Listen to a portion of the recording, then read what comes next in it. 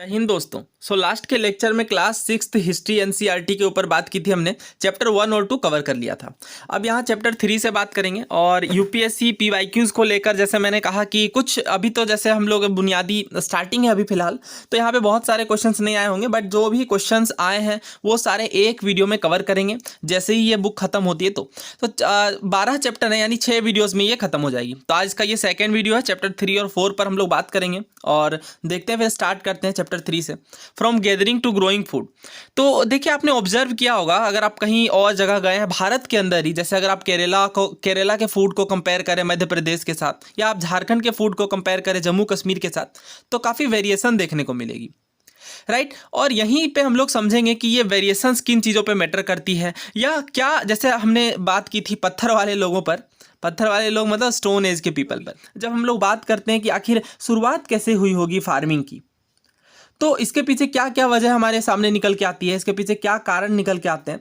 सबसे जो पर्टिनेंट और रेलेवेंट यहाँ पे कारण निकल करके आता है वो ये है कि मे भी इसके पीछे रीज़न ये रहा हो कि कोई फसल रहा, फिर उसके दाने नीचे गिर गए और दोबारा से फसल उग गई। तो लोगों ने ऑब्जर्व किया होगा कि अच्छा यहाँ पे दाने हैं और उस दाने के बेसिस पे दोबारा यहाँ पे फसल आ रहे हैं, तो मे भी उन्होंने फिर दाने को प्रिजर्व करना शुरू कर दिया होगा और लगाया होगा, और फिर से उन्होंने देखा होगा कि अच्छा इस तरह से खेती होती है।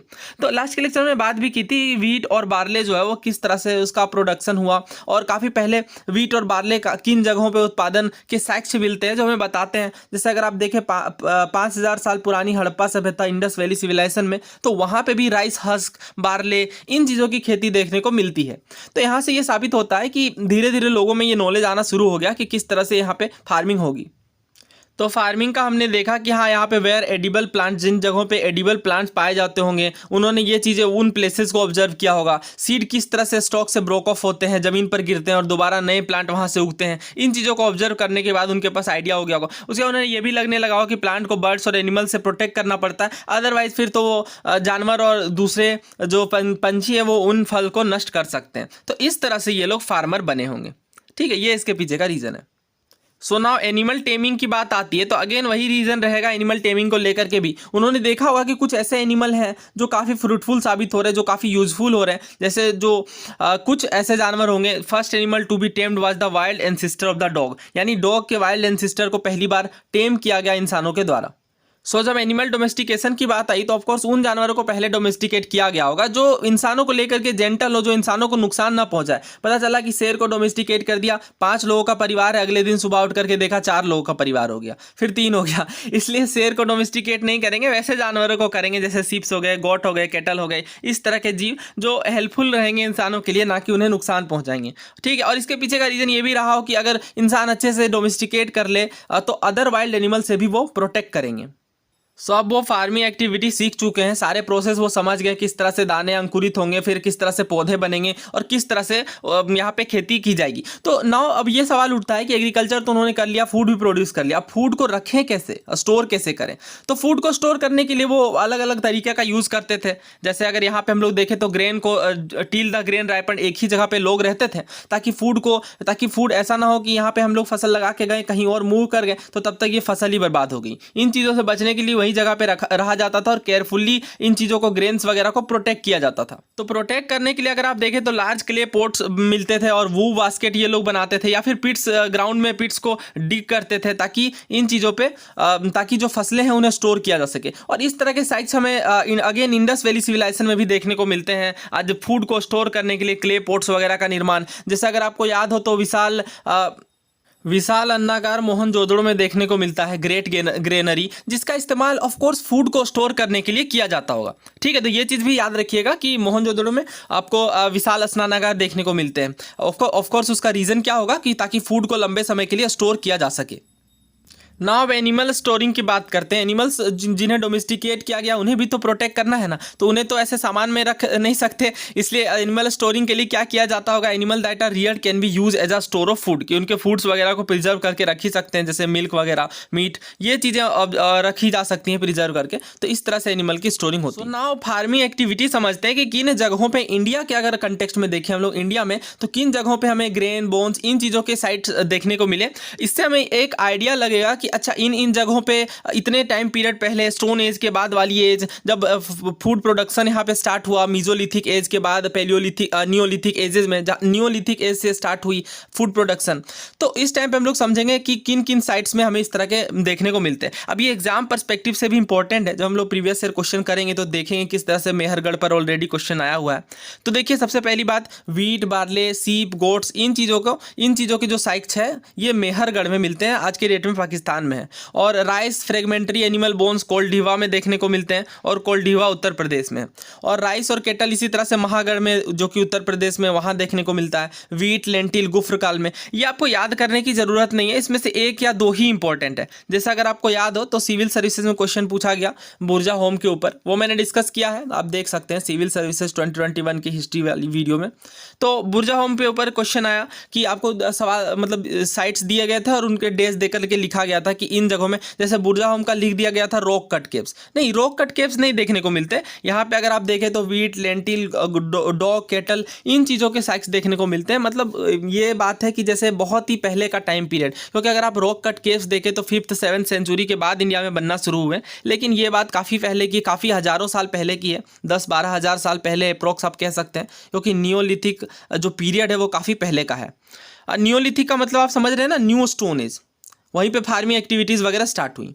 अच्छा, चिरान नाम भी काफ़ी इंपॉर्टेंट है, बीपीएससी में भी पूछते हैं। सो अभी जैसे अगर आप देखें तो ये क्वेश्चन आपके वेस्ट बंगाल पीएससी में पूछा गया, इसी बार पूछा गया था आपको कि अर्लीस्ट एविडेंस जो सेटल एग्रीकल्चर का है हमारे इंडियन सब कॉन्टिनेंट में, वो कहाँ से देखने को मिलता है, उटनूर से, बुर्जा होम से, मेहरगढ़ से या बागौर से। तो अभी हमने देखा कि मेहरगढ़ जो कि पाकिस्तान में, वहीं पर सबसे पहले वीट, बार्ले, ये चीज़ें हमें देखने को मिलती है। तो इसका करेक्ट आंसर क्या होगा फिर? मेहरगढ़। तो जब PYQs हम कर लेते हैं, चाहे वो आपके यूपीएससी का हो या स्टेट PSCs का, तो इसमें आइडिया मिल जाता है कि किस तरह के क्वेश्चंस फ्रेम किए जा सकते हैं। ये देखिए सिविल सर्विसेज 2021 का क्वेश्चन था कि हिस्टोरिकल प्लेस को मैच करना था। तो बुर्जा होम क्या रॉक कट श्राइन्स है? नहीं, हमने देखा कि बुर्जा होम में आपके पीट बरियल साइट देखने को मिलता है, इसके अलावा एग्रीकल्चर की प्रैक्टिसेस देखने को मिलते हैं। तो कुल मिलाकर ये एक नियोलिथिक साइट है, ना कि रॉक कट श्राइन्स का। बाकी के दोनों सही थे, तो ऑप्शन एलिमिनेट करने में ये ऑफकोर्स हेल्प करेगा। तो 2 और 3 ओनली इसका आंसर है। ये मैंने डिस्कस किया है बहुत डिटेल में सोर्स के साथ, और आपको सिविल सर्विसेज 2021 की प्लेलिस्ट में आप ये देख सकते हैं। सो ये देखिए बीपीएससी में पूछा गया था, पूछा जा रहा था oldest culture from Chirand of Bihar is. तो बिहार में जो चिरांद जो कि सारण डिस्ट्रिक्ट में है, वहाँ पे सबसे पहले क्या, अब ये टफ क्वेश्चन था। तो सबसे पहले हमने देखा एग्रीकल्चरल प्रैक्टिसेस देखने को मिली, जो कि नियोलिथिक कल्चर में स्टार्ट हुई थी। तो करेक्ट आंसर क्या होगा यहाँ पे? सी, क्योंकि 8000 साल पहले ही आपकी स्टार्ट हुई है जो नियोलिथिक कल्चर, नियोलिथिक पीरियड का टाइम था। तो ध्यान रखिएगा जब भी एग्रीकल्चर की बात आएगी तो आपके माइंड में नियोलिथिक साइट यानी नया वाला स्टोन एज आना चाहिए। सो जो लोग कहते हैं कि 6th क्लास के एनसीईआरटी से कोई खास बेनिफिट नहीं, आप देख सकते हैं कि चाहे वो चिरांद हो, चाहे वो बुर्जा होम हो, ये सिविल सर्विसेज वाला और ये बीपीएससी का सवाल, तो ये चीज़ें भी आप देख सकते हैं कि डायरेक्टली यहाँ पे दी गई हैं हमें। अगर इन चीज़ों को हम थोड़ा समझ लें कि अच्छा बुर्जा होम में नियोलिथिक साइट देखने को मिलेगा, वीट, लेंटिल, ये चीज़ें देखने को मिलेगी। यहाँ पर भी डिटेल में बात की गई है, ये देख सकते हैं। एग्जाम्पल के रूप में बताया गया कि बुर्जा होम में पीपल बिल्ड पिट हाउसेज देखने को मिलते हैं, जो कि ग्राउंड में डग किए जाते थे, ताकि और स्टेप्स भी लगाया जाता था, सीढ़ियां भी लगाई जाती थी ताकि उन जगहों में जाया जा सके, और इससे क्या होता था, कोल्ड वेदर में शेल्टर मिलती थी। तो ये बात अगर आप समझ लें कि हाँ बुर्जा होम में इस तरह की देखने को मिलेगी, ना कि रॉक कट केव्स, तो आप आसानी से सिविल सर्विसेज वाला क्वेश्चन भी आंसर कर सकते थे। और बीपीएससी और एमपीएससी में तो सवाल पूछा ही गया इसको लेकर के। और मेहरगढ़ वाला भी हमने देखा कि किस तरह से वीट, बार्ले, सीप, गॉट, केटल, इन चीज़ों के देखने को मिलते हैं साइट्स। अभी जैसे इस क्वेश्चन को देखिए, ये यूपी पीसीएस 2018 में पूछा गया था, लेकिन अभी जो एमपीएससी हुआ, महाराष्ट्र पीएससी, कुछ दिनों पहले, आई थिंक 15 या 20 दिन पहले, उसी में ये क्वेश्चन फिर से रिपीट हो गया। तो ये चीज़ हो सकता है आपके स्टेट पीएससी या सिविल सर्विसेज के लिहाज से भी इंपॉर्टेंट है, क्योंकि बहुत बार मीजोलिथिक और साइट्स और नियोलिथिक साइट्स के ऊपर क्वेश्चन आते हैं। जैसे अगर आप इसी क्वेश्चन में देखें तो आपसे कहा जा रहा है कि एनिमल के डोमेस्टिकेशन को लेकर के कौन सा साइट एविडेंस प्रोवाइड करता है, लेकिन ये बात हो रही है मीजोलिथिक पीरियड की। ठीक है, तो इसका करेक्ट आंसर यहाँ पे है बागौर, जो कि शिवपुरी डिस्ट्रिक्ट में, मध्य प्रदेश में, वहाँ पे सबसे पहले मीजोलिथिक साइट में हमें डोमेस्टिकेशन ऑफ एनिमल्स देखने को मिलता है। तो इस तरह से पीवाईक्यूज के साथ करेंगे। और ये एक्स्ट्रा इन्फो अगर मिसिंग है आपके एनसीईआरटीज वगैरह में, तो मार्जिन्स में ये नोट कर लेने चाहिए, क्योंकि जो भी कोई क्वेश्चन अगर एग्जाम के अंदर पूछा गया है तो ज़्यादातर चांसेस होते हैं उन क्वेश्चंस के रिपीट होने की किसी दूसरे एग्जाम्स में। अब देखिए आगे बताया गया टूल्स वगैरह के बारे में कि किस तरह से टूल्स बहुत सारे साइट्स में देखने को मिलते हैं। जैसे अगर हम लोग बात करें नियोलिथिक साइट्स में जो टूल है वो पॉलिश होना शुरू हो गया। फाइन कटिंग एज, जो जैसा कि मैंने बताया था कि स्टार्टिंग में उनके पास इतनी नॉलेज नहीं थी कि इसे धार कैसे करें और हथियार को और बेटर कैसे किया जाए, लेकिन जैसे जैसे समय बीतता गया नियोलिथिक साइट में टूल्स माइक्रोलिथ्स होते गए और ज़्यादा छोटे होते गए और धारदार बनाया जाने लगा। इसी तरह से अगर आप देखें तो धीरे धीरे ये लोग अर्थेन पोट्स भी बनाना शुरू कर देते हैं, मिट्टी के बर्तन, ताकि उनमें चीज़ें स्टोर की जा सकें। अब नाउ देखिए कुछ इंपॉर्टेंट साइट्स के बारे में डिटेल से दिया गया है। जैसे अगर हम लोग मेहरगढ़ की ही बात करें, मैप 2 में लोकेट कर लेते हैं।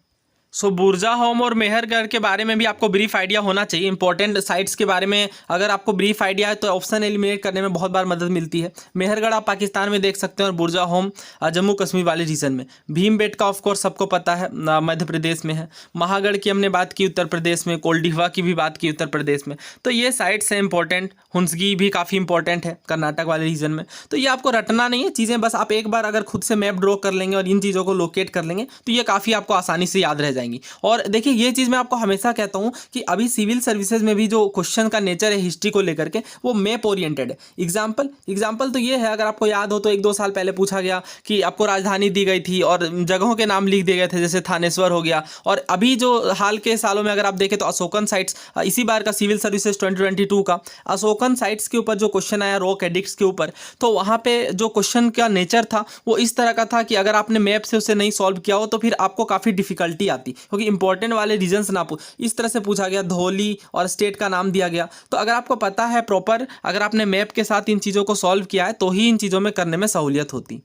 सो मेहरगढ़ हमने देखा कि मेहरगढ़ अगर जो साइट हमने देखा पाकिस्तान के अंदर है वो फर्टाइल प्लेन में है, बोलन पास में लोकेटेड है, यानी ईरान जाने वाला जो एक इंपॉर्टेंट रूट है वहाँ पे। और Mehrgarh one of the first places आप कह सकते हैं where men and women learn to grow barley and wheat. तो हमने देखा भी, सवाल में पूछा भी गया था कि बताइए किस जगह में सबसे पहले खेती के साइट्स देखने को मिले कि सेटल्ड एग्रीकल्चर की बात की गई सबसे पहली, और उसका आंसर था ऑफकोर्स मेहरगढ़। तो यहाँ पे आप देख सकते हैं कि मेहरगढ़ पहला स्थली था जहाँ पे बार्ले और वीट, इन चीज़ों के साइट्स, इन चीज़ों की खेती देखने को मिलती है। ये लोग सीप्स भी रियर करते थे और गोट्स भी फर्स्ट टाइम इस एरिया में। और यही हमने देखा कि यह one of the earliest villages भी है जो इन चीज़ों के बारे में जिनको नॉलेज हो। Archaeologist who excavated the site found evidence of many kind of animal bones. Of course ये डोमेस्टिकेट करते थे तो अलग अलग लेवल के बहुत सारे एनिमल्स देखने को मिले, जिसमें कैटल बोन्स काफ़ी कॉमन है सीप और गोट के। एक बड़ा इंटरेस्टिंग कॉन्सेप्ट यहाँ पे देखने को मिलता है अर्लियर एंड लाटर लेवल का। तो आपने कभी ऑब्जर्व किया, अगर आप किसी चीज़ को मिट्टी में रख दें तो मिट्टी जो वो सामान है वो धीरे धीरे नीचे धंसने लगता है, राइट। तो इसी तरह की बात की गई है। जैसे अगर सबसे suppose people first started living on flat land, सबसे पहले फ्लैट लैंड में रहते थे, कुछ सालों के बाद सरफेस थोड़ा राइज कर जाएगा। तो because people discard waste material and generally stay and rebuild houses in the same place, यानी उसी जगह में रहेंगे और वेस्ट मटेरियल को डिस्कार्ड करेंगे। तो इस तरह से जो जगह हैं वो क्या होगी, ग्रेजुअली राइज कर दी जाएंगी और हजारों सालों के बाद इस तरह से एक माउंड टाइप का, किला टाइप का बन जाएगा, राइट। टीला नॉट किला, ठीक है। तो आप एक मेरे माइंड में भी क्वेश्चन आया, आप ये आंसर करिए, हड़प्पा सभ्यता के किस स्थल को मृतकों का टीला कहते हैं? माउंड ऑफ डेड्स, ठीक है। ये आपको आंसर करना है कमेंट बॉक्स में। तो इस तरह से माउंड बन जाता है। जब माउंड को डग अप किया जाता है तो अपर लेयर्स और इस तरह से अपर लेयर्स और फिर आगे चल के लोअर लेयर्स इस तरह से खुलते जाते हैं।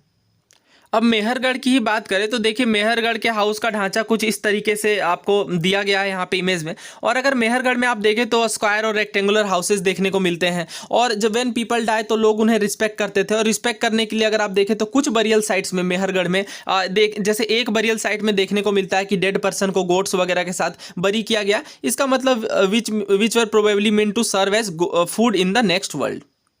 और भी स्थलों के बारे में दिया गया है, जैसे दाउजली हदिंग के बारे में जो बताया जा रहा है ब्रह्मपुत्रा वैली के हिल्स में लोकेटेड है। यहाँ पे भी काफ़ी सारे स्टोन टूल्स के साइट्स देखने को मिलते हैं और पीपल ग्रेन वगैरह ग्रो करते थे। और यहाँ पे कहा जाता है कि चाइना से have been brought from China एक मटेरियल देखने को मिलता है, एक स्टोन देखने को मिलता है, जेडाइट। सो ये चैप्टर हमारा खत्म होता है। आपको बस समझना था नियोलिथिक मेसोलिथिक साइट्स के बारे में। और साइट्स पर हमने कुछ क्वेश्चन भी किए। अगर और कोई क्वेश्चन बाकी है तो ऑफ कोर्स हम लोग एक लास्ट के सीरीज में सारे कवर करेंगे। अब नेक्स्ट चैप्टर की ओर चलते हैं। नेक्स्ट देखिए chapter 4 in the earliest cities. तो ये चैप्टर आपका मेनली डील करेगा हड़प्पन सिविलाइजेशन से। लेकिन ऑफ कोर्स यहाँ पे 6th क्लास की बुक है, तो जितना हमारे काम का हमारे एग्जाम के पर्सपेक्टिव से इंपॉर्टेंट होगा उतनी बातें तो यहाँ पे नहीं होंगी। तो क्या करेंगे कि इस चैप्टर को भी फिलहाल के लिए पढ़ लेंगे और एक सेपरेट वीडियो करेंगे हड़प्पन सिविलाइजेशन के ऊपर, क्योंकि बहुत सारे क्वेश्चंस आते हैं। मुझे तो लगता है 100+ क्वेश्चंस हो गए होंगे यूपीएससी के द्वारा डिफरेंट एग्जाम्स में जो पूछे जाते हैं, तो वो सारे एक साथ कवर कर लेंगे। यहाँ पे देखिए अर्लीस्ट सिटीज़ की बात की जा रही है। हड़प्पा की कहानी देखिए क्या है। कहा जाता है कि जो ओल्ड बिल्डिंग्स होती हैं, जो प्राचीन इमारतें होती हैं, उनके पास एक कहानी होती है कहने को, एक दास्तान होती है कहने को, जिन्हें वो सुनाना चाहती है। तो देखिए लगभग 150 साल पहले जब रेलवे लाइंस बिछाया जा रहा था पंजाब में पहली बार, तो इंजीनियर्स स्टम्बल्ड हो गए, क्योंकि हड़प्पा का जो साइट आया जब, तो वहाँ पे एक माउंड टाइप का, एक टीला टाइप का देखने को मिला, जहाँ पे काफ़ी सारे ऑलरेडी हाई क्वालिटी के ब्रिक्स रेडीमेड थे। तो लोगों को, इंजीनियर्स वगैरह, वर्कर्स वगैरह को लगा कि यहाँ पे ऑलरेडी काफ़ी सारी ईंटें हैं, तो ये हमारे काम आएगा, और ये वहाँ से उन ईंटों को निकालते गए और रेलवे लाइंस वगैरह बिल्ड करने में मदद मिली।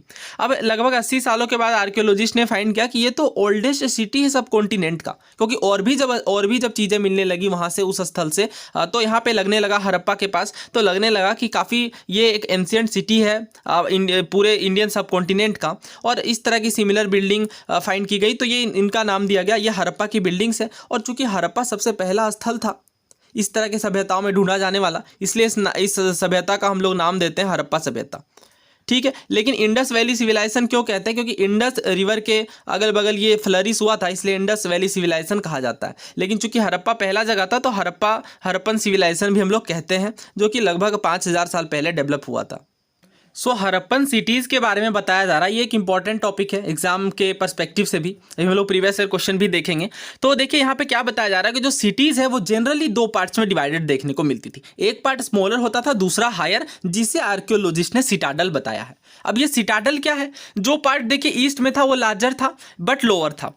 लार्जर का मतलब साइज में बड़ा था बट लोअर था, और इसे लोअर टाउन कहते हैं। ध्यान रखिएगा, 2 कंपोनेंट अभी हम लोग देखेंगे भी इसे इमेज के साथ। 2 कंपोनेंट है, लोअर टाउन और दूसरा हम लोग यहाँ पे देखेंगे ऑफ कोर्स हायर वाला, जो हायर सिटाडल कहलाएगा।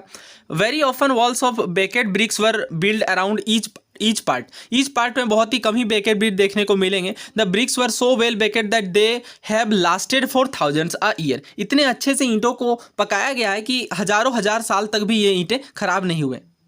कुछ शहरों में अगर आप देखें, खास करके मोहनजोदारो में, तो यहाँ पे आपको एक स्पेशल टैंक देखने को मिलेगा, जिसे आर्कियोलॉजिस्ट ने ग्रेट बाथ बताया है। अब ग्रेट बाथ क्यों? क्योंकि देखिए ये इस तरह से बहुत ही अच्छे तरीके से ब्रिक्स के साथ लाइंड है, प्लास्टर वगैरह लगी हुए हैं, और एक स्टेप जाती है, एक सीढ़ी जाती है नीचे तक, और जो इन ग्रेट बाथ तक लेके जाती है। Water was probably bought in from a well, यानी वेल वगैरह से जो कुएं होते हैं वहाँ से वाटर लाया जाता होगा, and drained out after use, और यूज के बाद ड्रेन्ड आउट कर दिया जाता होगा। तो ये सबसे इंपॉर्टेंट टास्क था, और इसे माना जाता है कि ये एब्ल्यूशन वगैरह के लिए होगा। एब्ल्यूशन का मतलब होता है शुद्धिकरण, यानी स्नान किया जाता है किसी पवित्र कार्य के लिए, हो सकता है किसी स्पेशल ओकेजन पे, टू का डीप इन दिस टैंक। तो ये माना जाता है मोहनजोदारो के बारे में। तो आपको ये बस आपके लिए ये काम का है कि ग्रेट बाथ है कहाँ पर, ये आपसे पूछा जाएगा मोहनजोदड़ो में, राइट। और इसके बाद और भी जो शहर हैं, देखिए ये वाला काफ़ी इंपॉर्टेंट है, अगर आपको याद हो तो सेम क्वेश्चन पूछा गया अभी एग्जाम में। कालीबंगन और लोथल में फायर अल्टार्स देखने को मिलते हैं। अल्टार्स का मतलब बेदी, यहाँ पे मतलब फायर वगैरह प्रज्वलित करने के लिए रखा जाता होगा। और कुछ सिटीज़ ऐसे हैं जहाँ पे इलाबोरेट स्टोर हाउस देखने को मिलता है, फूड्स वगैरह, ग्रेन्स वगैरह को स्टोर करने के लिए, मोहनजोदाड़ो, हड़प्पा और लोथल में। एक बात और, जो ये अर्लीस्ट सिटीज़ हैं इंडस वैली सिविलाइजेशन की, इनके बारे में भी आपको पता होना चाहिए कि किन भारत में अगर है तो भारत के किस राज्य में, अगर भारत में नहीं है तो फिर पाकिस्तान में है या अफगानिस्तान में भी 1-2 साइट्स देखने को मिलते हैं। तो ये चीज़ें भी आपको ब्रीफ अंडरस्टैंडिंग होनी चाहिए।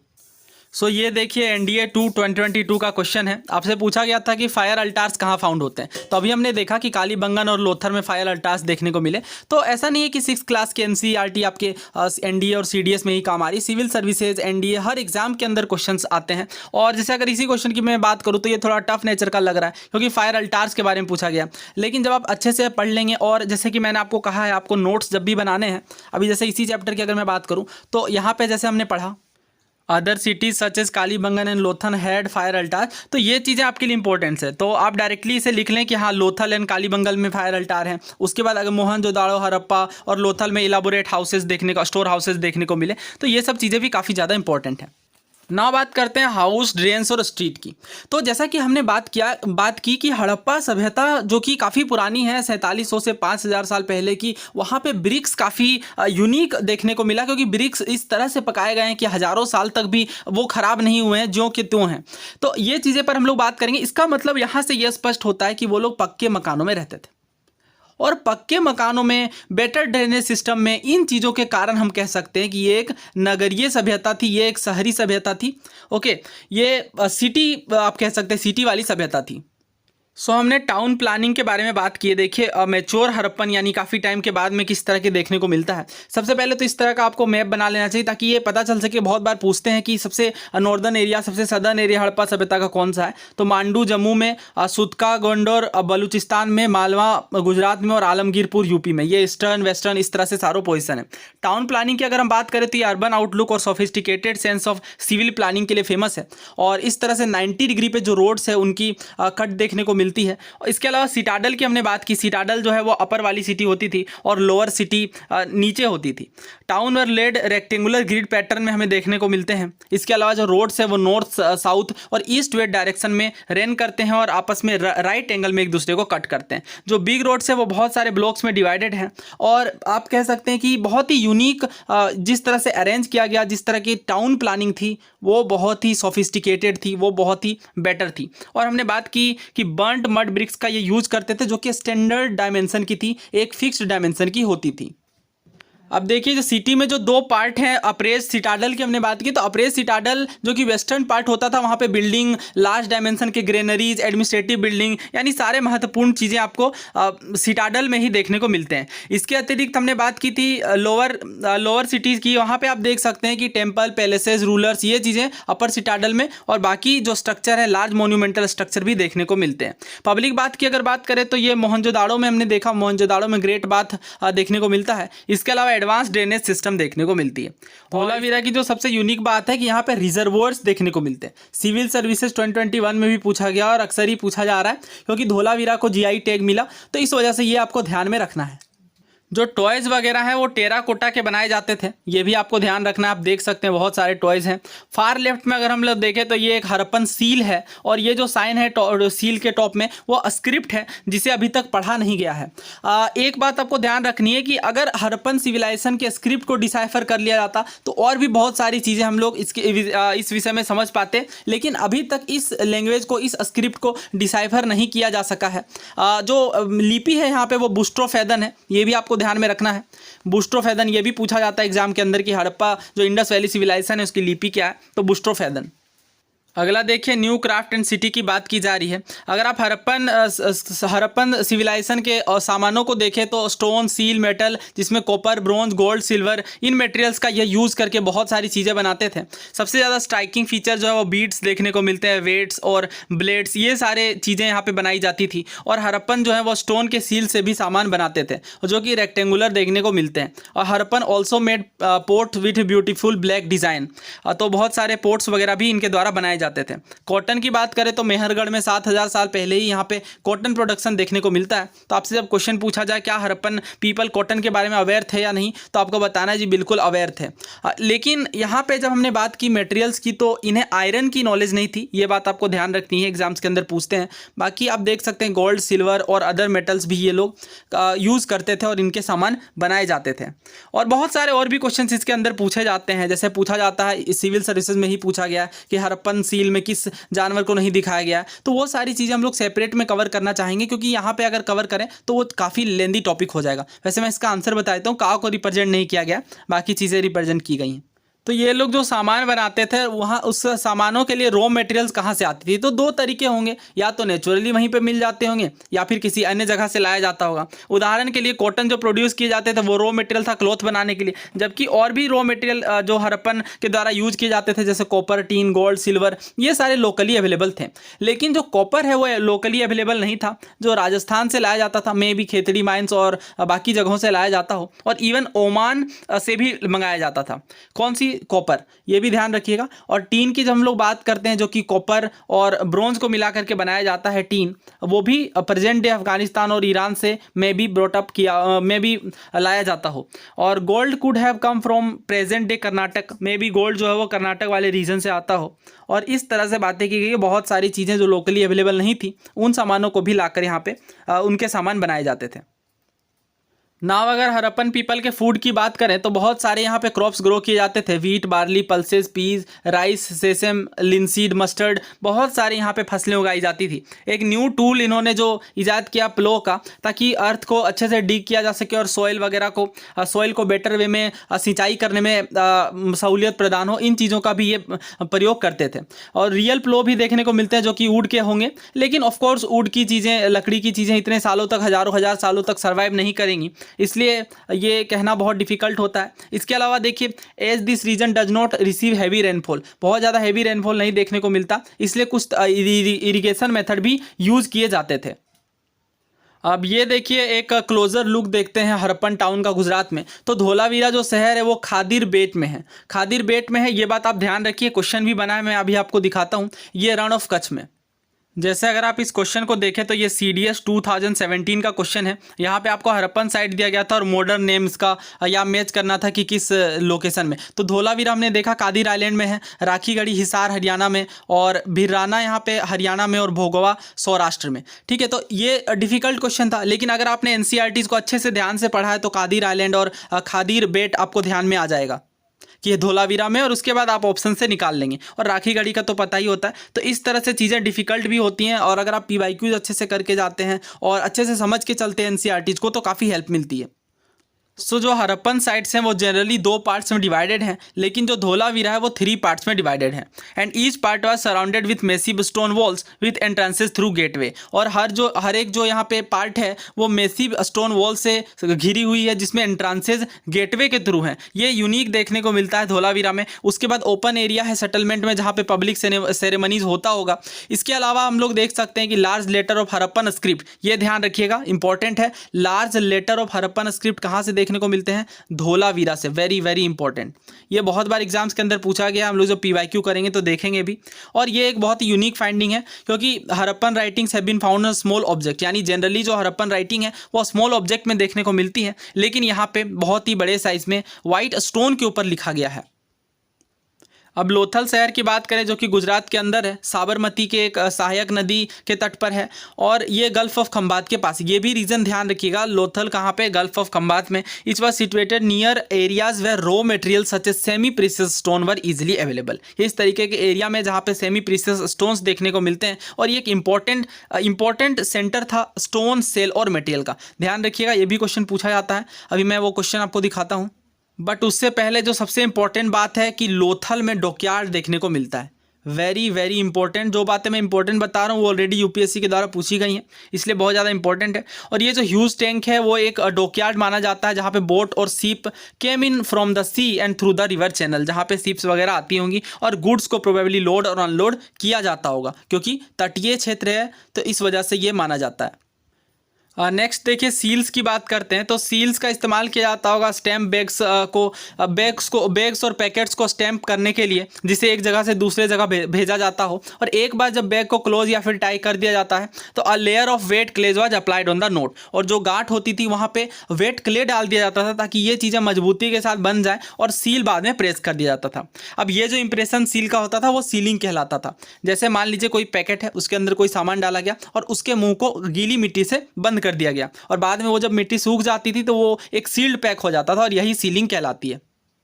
अब यहाँ पे एंड की बात की गई है कि ये जो इतनी विशाल, इतनी महान सभ्यता है, उसका एंड कैसे देखने को मिला। तो देखिए, बहुत सारे इसके पीछे रीजन्स हैं। अब इन रीजन से क्वेश्चन जनरली नहीं बनते, लेकिन 1-2 बार स्टेट PSCs में पूछा गया है कि किस विद्वान की क्या राय है इस पर, लेकिन उस पर भी हम लोग डेफिनेटली बात करेंगे प्रीवियस ईयर क्वेश्चन के तहत।